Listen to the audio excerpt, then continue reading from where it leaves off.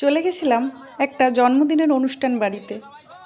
আর এই জন্মদিনের অনুষ্ঠানটা হচ্ছে দিদির ছেলের। সবার সাথে অনেকদিন পর দেখা হয়েছে, তাই খুব ভালো লাগছে। আর কেক কাটিংয়ের আগেই তাই তুলে নিলাম কয়েকটা ছবি।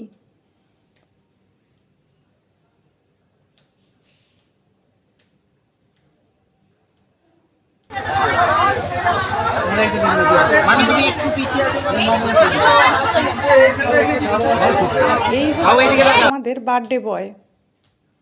এটা বার্থডে বয়।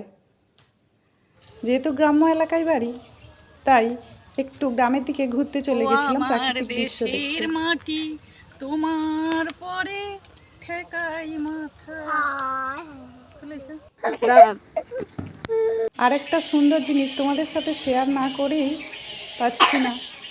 তোমরা দেখতে পাচ্ছ কিনা জানি না, গাছে দেখো কত বাদুড় ঝুলে আছে। এটা আমি আগেও দেখেছি, কিন্তু তোমাদের সাথে শেয়ার করা হয়নি।